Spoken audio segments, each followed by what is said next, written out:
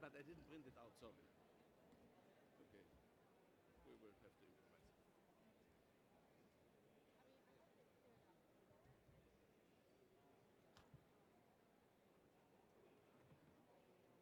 Excuse me? Yes, Doug has his name plate there as well. Okay. Hello, everybody. Welcome to the press briefing of. Okay. Hello. Hello, can you hear me? Okay, now we can. Good. So, hello everybody. Welcome to the press briefing about the formation of the digital innovation community here within the UNFCCC process. My name is Miroslav Polzer. I'm with the International Association for the Advancement of Innovative Approaches to Global Challenges, and together with the Climate Change Coalition, co-chaired by Tom Baumann, we have initiated the formation of the digital innovation community. The rationale for it is that at the COP25, one of the mega trends and paradigm shifts is that people understand that for effective Paris Agreement implementation, a very strategic and accelerated uptake of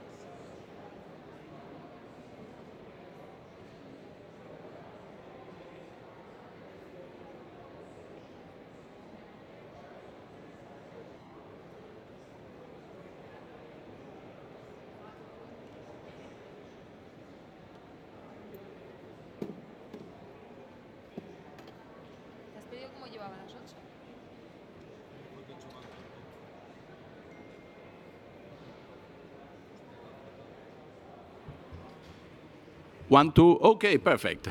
Thank you very much to the technicians for your great work. So welcome everybody. My name is Miroslav Polca. I'm with the International Association for the Advancement of Innovative Approaches to Global Challenges. And we are here together with the Climate Change Coalition to announce the formation of the Digital Innovation Community as an informal group within the UNFCCC process. The rationale for calling for this press conference is that the mega trend or the paradigm shift that we see here at the COP25 is that parties and non-party stakeholders recognize that digital innovations hold such a great potential for effective Paris Agreement implementation and for getting really the necessary expertise together and for all the relevant stakeholders to get together to create an ecosystem within the UNFCCC process. We have created this new informal NGO grouping. As you might know, there are about 2,500 observer organizations, NGOs, observer organizations. They are mainly organized in constituencies, in 9 constituencies, and since 2016, the UNFCCC Secretariat is recognizing additional informal NGO groups like the education, communication, and outreach stakeholders community, faith-based organizations, and parliamentarians. And as this topic of digital innovation is becoming more and more important in the UNFCCC process, we have formed this NGO grouping, Digital Innovation Community. We have sent an email to the Secretariat to officially recognize us. We have an exhibit booth on the 11th and 12th where we will present more details about our work.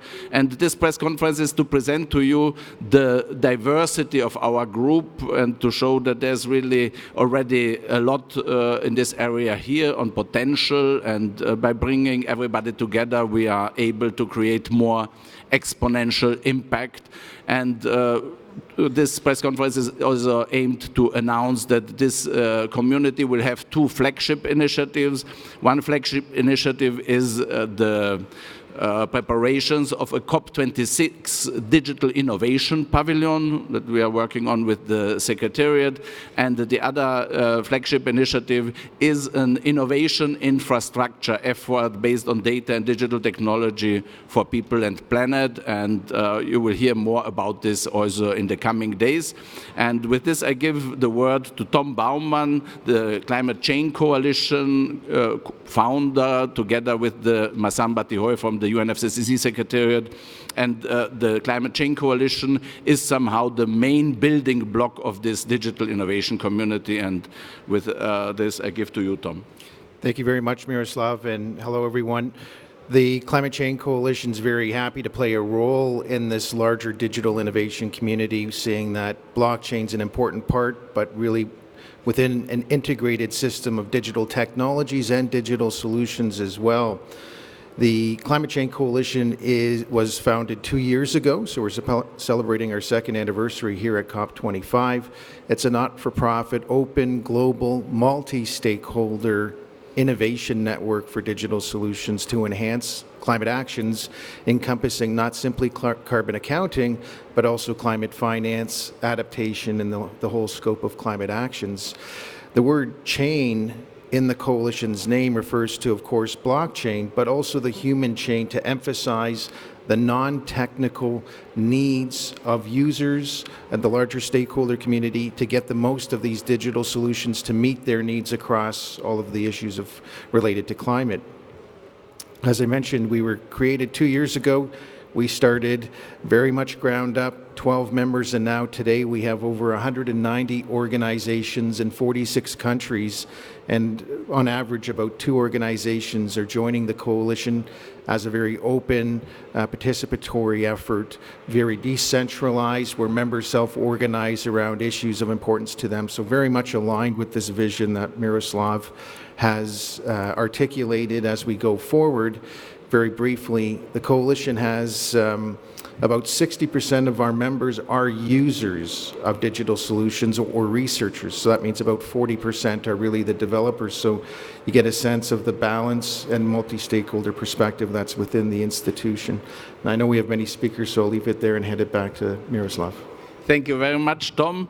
And with this, I have the great pleasure to introduce to you Tom Mitchell, the head of the innovation program at Climate Kick. Climate Kick is a knowledge and innovation community already in Europe, the leader, and we are very proud to have you in this digital innovation community as one of our key partners. Thank you very much, Miroslav, and a real pleasure to be supporting the Climate Change Coalition and the digital innovation community. From Climate Kick's perspective, as Miroslav said, we have a mandate from the European Commission, the European Union, to be an innovation broker and community. Part of that, key part of that, is on digital innovation for climate action.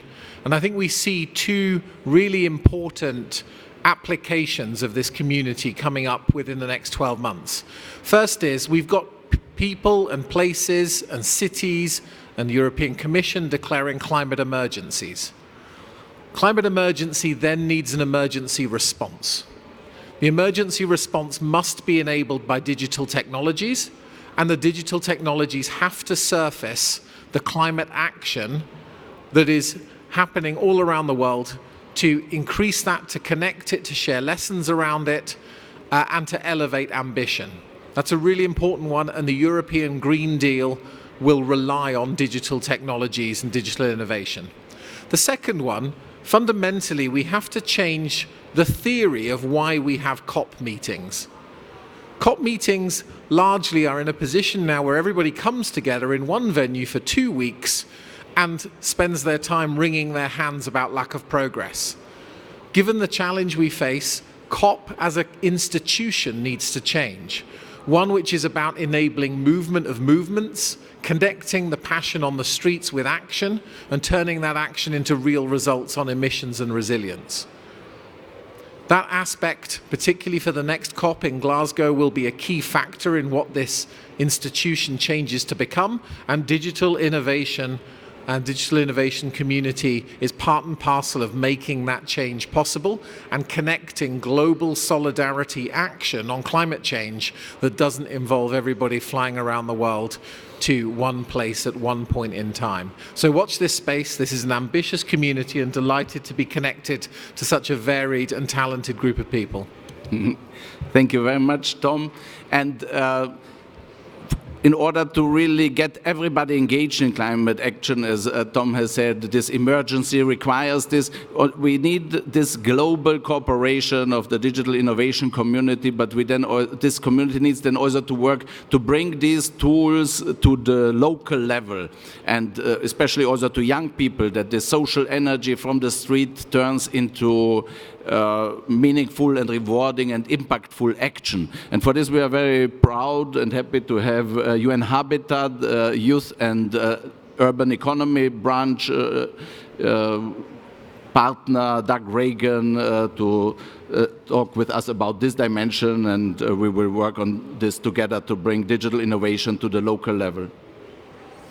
Thank you, Miro. My name is Doug Reagan. I work with UN Habitat, UN agency responsible for towns and cities. We're very proud to support and become involved in the digital innovation community. We think it's critical, and as Miro pointed out, what's really important is to, in SDG terms, leave no one behind. And so oftentimes we talk about a digital divide. Oftentimes we talk about how Europe, North America, such kind of takes off and assumes that everyone has the same access. And we know this is not to be true. However, we know there's also innovative potential, the way to unlock that potential at the local level. So when we're talking, UN Habitat is based in Nairobi, Kenya, one of the two UN agencies headquartered in the developing world. And when we walk out the door, we meet with young people who have this potential and have the desire to be engaged. And if we're going to tackle the issues of climate change, we have to tackle it from the continents that are most heavily impacted, the urban poor that are most heavily impacted in the slums and informal settlements. And also demographically, we really have no choice. When you look at the demographics of Africa, but as much of the developing world, 70% of the population is under the age of 30. We really have to think about that. We fought and fought for women who are 50% of the population. Now we're talking another demographic that's 70%. If we do not engage in them, we go nowhere. Period. Stop. Full stop. It's not happening. So what we've been very proud of is being able to engage young people. We will have to. What? Slow.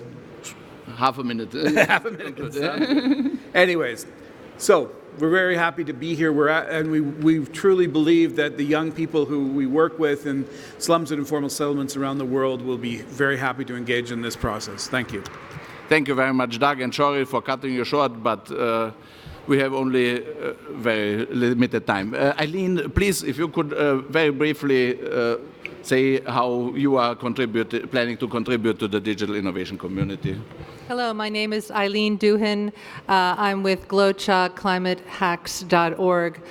We are introducing a digital innovation known as decentralized autonomous organization. It's a framework for collaboration using blockchain to raise social capital for local projects. We are working to elevate local projects already underway, whether they're in team formation or the 4th year of monitoring a seagrass planting of meadows in a equatorial zone. So we are using this digital innovation in order to raise social capital, which is trust. And with that, we then hope to apply funds through prize awards and other token and social fundraising to help these local projects establish better impact locally. Thank you. Yeah, okay. Yeah, and it's important to mention that in the context of the Climate Change Coalition, there's already this cooperation with members who will help to certify, put these outcomes of this climate action of youth on registries, and climate trade offers to help then getting funding for it. So this is an example how our community can create multi-stakeholder cooperation and synergies and exponential impact. And with this, to Martin Weinstein, who has a very interesting initiative. Hi everyone, my name is Martin Weinstein from the Yale Open Innovation Lab. We identified around a year and a half ago the need for a fully integrated system for global climate accounting, and have been launching an initiative around research and development on that. For that, the Climate Change Coalition ecosystem has been critical because we're seeing an emergence of a lot of distributed ledger technology solutions, and they need to be able to speak the same language. So we've been, as a university, trying to take on the role of helping how that multi-stakeholder work into integrated technology can happen. For that, the digital innovation ecosystem is critical, and I think the pavilion next year would be really a good north for the entire community to work together and showcase the power and also the need for digital solutions to help us have accounting but also accountability towards our targets within all ranges of climate actors. And for us, engaging youth has been quite important as well. So we launched a month ago an initiative around the world to integrate different universities and work together towards building different pieces of that digital solution puzzle. And with that, I'll leave it back to you, Miro.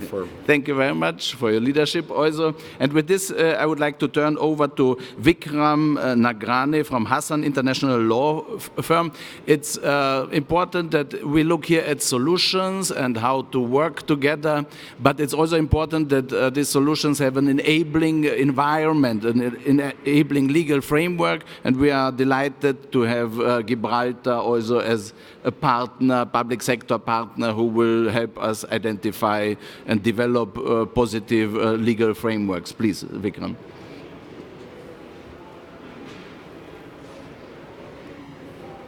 Okay. Miroslav, thank you very much, and it's a pleasure to be here with all of you today.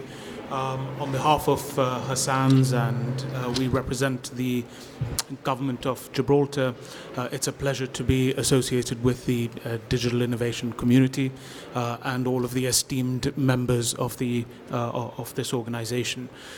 So the Gibraltar government is embarking on an ambitious project to create a world-class venue for the trading of certified tokenized green units, and in the first instance it will be on a voluntary basis, but as Paris becomes enforced, then the legal framework that we are looking to create will accommodate that. It's a very ambitious project with a broad scope and a lot of international stakeholder participation and engagement, and this is something that we will announce further during the week. Yeah. Thank you. Perfect. Thank you very much, Vikram. And in addition to this thematic diversity that our new NGO group, Digital Innovation Community, represents, we have also geographic strong coverage, and we are delighted to have also Evercity and Anita Mayumdar from Russia. And please share with us your views. Thank you very much, Miroslav. My name is Anita Majumdar. I'm from Russia. I represent Evercity. It is integrator of digital tech solutions for impact and SDG assessment, as well as a digital platform for impact measurement, management, and investment. Our experience in impact tech R&D dates back to 2016 when, with the help of late Dr. Anton Galinovich, we launched DAO PCI, which became the first public blockchain protocol to issue carbon credits on blockchain. Since then, we've been working on different technologies for impact measurement, and we figured out that one of the biggest challenge is MRV. So we're developing a digital solution which would allow assessing the impact of investments in the most transparent way using such technologies as drones, satellite data, and IoT. Another direction which we're working at is issuance of green financial instruments on blockchain, starting from carbon credits, ending with renewable energy certificates and green bonds. We're also actively engaging youth, which is why we are organizing Smart Sustainable City hackathons, and we're launching games at the universities such as Carbon Market Simulation Game. And finally, in early 2020, we're launching a new project, educational program for NGOs, which is called Public Blockchain for Open Center Networks. And within this program, we will support all the NGOs who want to install smart sensors for measurement of different types of pollution and store the data on blockchain. Thank you. Thank you very much, Anita. And in terms of global geographic coverage, we are also delighted to have Neo from Eco2 from China. Thank you very much, Miroslav. I'm Neo from Eco2, a blockchain consensus for climate action. We're located in China, and we hope we can build in some different way to individual can involve into the climate action. Recently, we just launched an Eco2 My Carbon Aid for individuals. They can have their own personal carbon account. In just a few weeks, we right now have 500,000 users in China. People in China, most of them, they have no idea about global warming and climate action. We think we use the internet and social media and the social network app together to come to let people have more interest into climate action. We hope they can use My Carbon app to offset their daily carbon emission. And if most of Chinese people, they can do that, and then we can build out a sustainable business model in developing country. And we can copy the same model to maybe to India, Russia, Brazil, for other big emission countries. That's our idea, and we hope we can gradually let more people from developing countries have the same idea like people in developed countries. Thank you very much. Thank you very much, Neo. And with Neo and Eco2, We are planning also to have a meeting in spring in China to bring the discussions about the role of digital technologies and data for climate action, to see the structures that we are hoping to guide, that it will be created, this innovation infrastructure, that this is aligned and functions worldwide. We will have workshops and meetings in Brussels, in China, in Latin America, and also in New York in the context of the UN Science, Technology and Innovation Forum. In terms of global coverage, we've had planned also to have with us Olumide Idowu from Nigeria, who is on our delegation, but he had some travel issues. And with Nigeria, we are working also in New York. We've had an event already in August about the digital innovation for climate action in the Lake Chad Basin region, and we are going to continue on this front as well. And with this, I'm delighted to give the word now to Stephen Haft, the head of global partnerships at Consensus, to share also some business perspectives, private sector perspectives, how we can all work together. Good afternoon. My name is Stephen Haft. I run global partnerships at Consensus and Climate Action Lead at the company. I'm here representing the private sector community in the founding of this important organization, in particular the business community who work on open source technologies. Consensus, as you may know, is the largest blockchain software company in the space. 900 professionals in 29 countries, started and run by Joe Lubin, co-founder with Vitalik Buterin of the Ethereum blockchain protocol. Ethereum, as you may know, is the leading platform for blockchain developers in the world. We have been working on the SDGs since the founding of our company. We are currently the unofficial technology partner of the UNFCCC Paris Accords, building blockchain-based solutions with and for them. We are the official blockchain partner of the European Union, building the European Union's blockchain observatory, and we are co-founders of other organizations, distinguished organizations in the nonprofit space, including the Blockchain Social Impact Coalition, the Ethereum Enterprise Alliance, and the Decentralized Identity Foundation. It's a privilege to be connected to the launch of this community effort. Wonderful, Stephen. We are delighted to have you as a founding partner and member. So if you would like to be engaged, please join us at our morning meetings. We have every morning between 10 and 11 a.m. in meeting room 22 in the North Convention Center, our morning meetings. We have set up a Facebook group which you can join, and LinkedIn group will be formed today.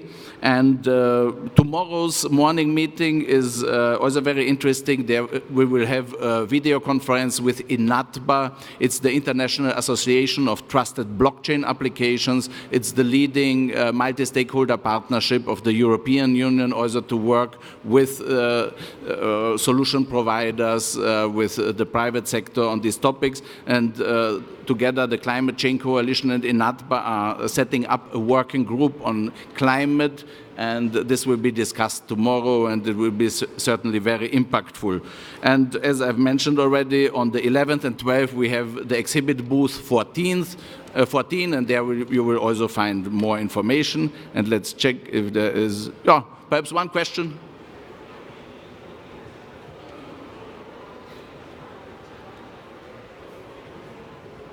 Everything clear? That's good. Any concluding remarks on the panel?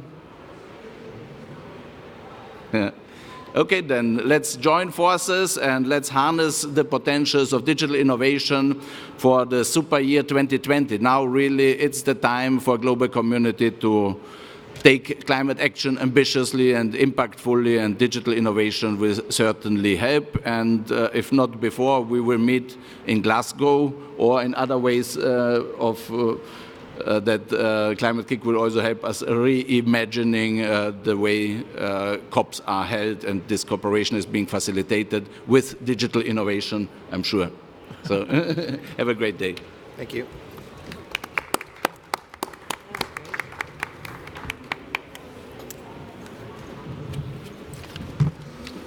Well done again with checking all of